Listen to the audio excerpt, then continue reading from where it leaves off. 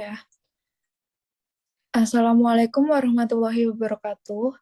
Perkenalkan, kami dari kelompok 6 akan membawakan materi tentang dual primal. Sebelumnya, sebelum menjelaskan pemateri, perkenalkan anggota kelompok kami. Yang pertama yaitu Muhammad Rihan Naufal dengan NIM D6002100156 dan yang kedua Fazal Muna Mariska Putri dengan NIM D6002101157.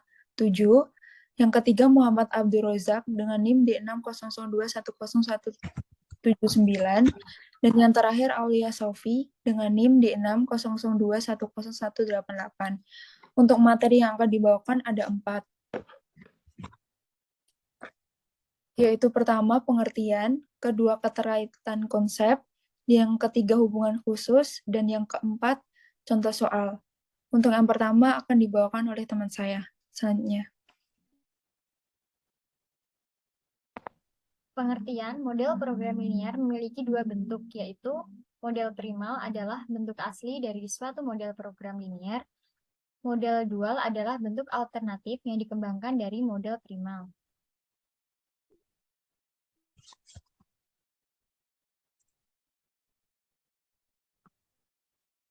Selanjutnya ada keterkaitan konsep. Keterkaitan konsep primal dual pada analisa sensitivitas.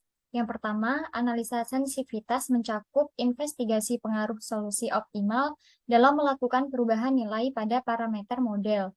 Yang kedua, perubahan nilai parameter pada problem primal juga berhubungan dengan nilai pada problem dualnya. Yang ketiga, dalam banyak hal akan lebih baik menganalisa problem dual secara langsung untuk menentukan pengaruh komplemennya pada problem primal.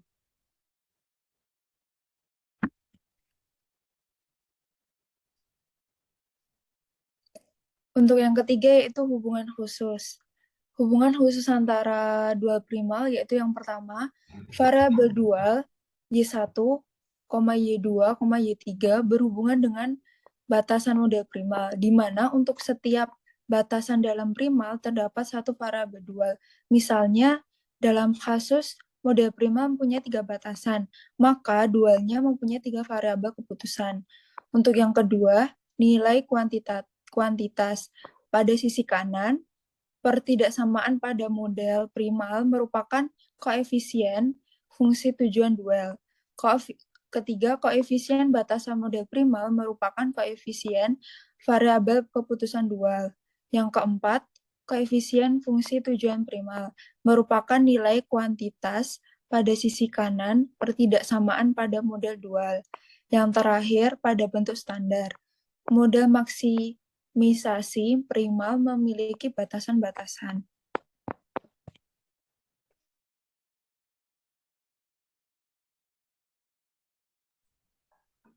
Lalu kemudian untuk contoh dari soal primal dual, dari primal akan dikembangkan menjadi dual. Contohnya jika Z adalah diminimumkan, maka nanti di dual akan dimaksimumkan. Nah, untuk variabel-variabelnya dari Z untuk yang dual dari koefisien atau dari konstanta pembatas-pembatas yang ada di primal. Lalu untuk variabel-variabel pembatasnya diisi dari matriks transpos yang ada di pembatas-pembatas dari variabel primal. Kemudian untuk Z tujuan dari dual diisi dari konstanta pembatas. Dan karena yang dual diubah menjadi maksimum, maka dari variabel-variabelnya tandanya diubah menjadi lebih atau kurang dari konstantanya.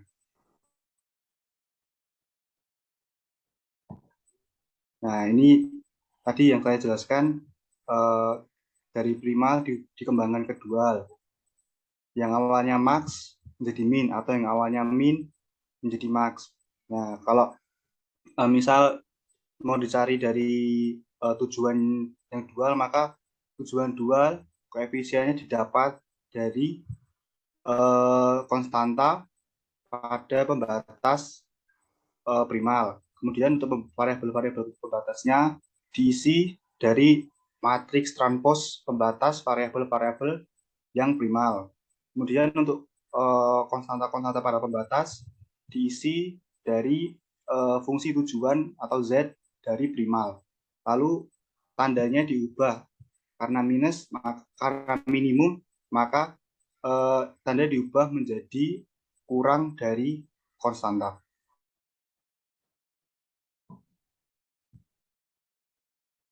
Nah, kemudian setelah ditemukan bentuk dualnya, kemudian cari bentuk bakunya. Seperti metode simplex yang pernah dipelajari, karena ini tandanya keduanya kurang dari, maka ditambah S atau W4 dan W5 seperti yang ada di contoh soal ini. Kemudian nanti dimasukkan ke fungsi Z.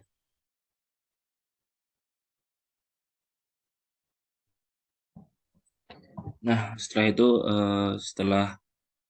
setelah diubah ke bentuk baku, kemudian bentuk baku dari persamaan tersebut dimasukkan ke dalam tabel iterasi.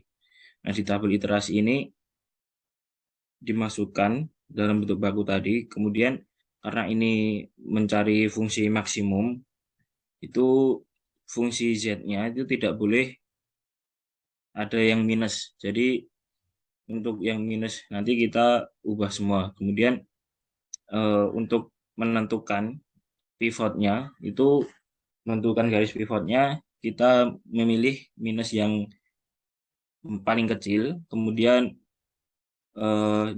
dari garis pivot ini ditarik ke kanan, dicari rasionya, dibandingkan dengan ruas kanan, dicari yang paling kecil, tidak boleh negatif dan tidak boleh nol. Kemudian kita tarik, kemudian ketemu dengan untuk pivotnya yaitu 12. Kemudian setelah ketemu pivot 12, fungsi selanjutnya yaitu 12 ini dirubah menjadi 1, dan yang fungsi yang lain di bawahnya itu menjadi 0. Nah, kemudian setelah diubah dengan perhitungan, basis dari iterasi pertama yaitu W4 berubah menjadi basis dari basis dari W2 gitu. Kemudian setelah itu di sini kan masih ada nilai minus dari fungsi Z. Ini caranya seperti tadi, yaitu dengan memilih minus yang paling kecil, kemudian dengan rasio yang paling kecil. Nah, kemudian ketemu di satu titik, dan itu merupakan fungsi pivot, merupakan pivotnya. Nah, kemudian pivot ini diubah menjadi 1 dan lainnya diubah menjadi 0 dengan perhitungan. Setelah itu, setelah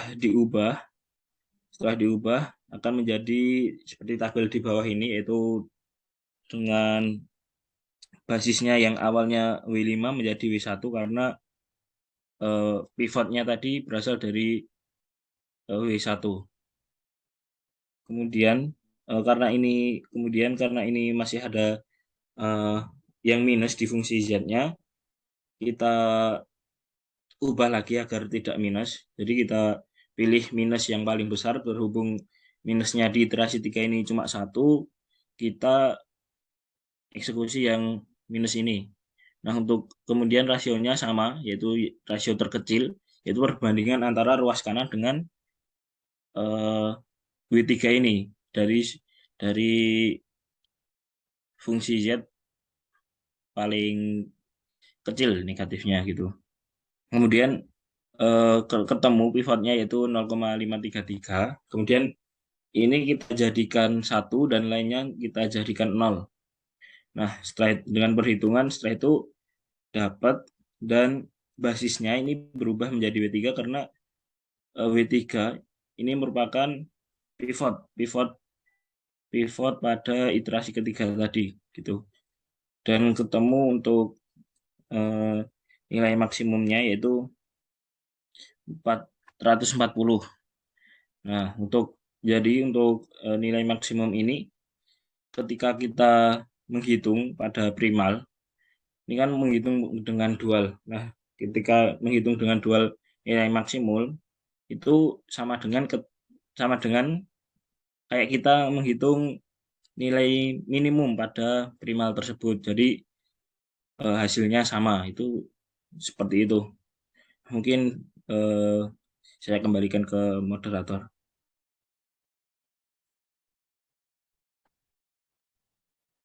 Mungkin cukup dari kelompok 6. Apabila dari kami ada salah kata, kami mohon maaf. Wassalamualaikum warahmatullahi wabarakatuh.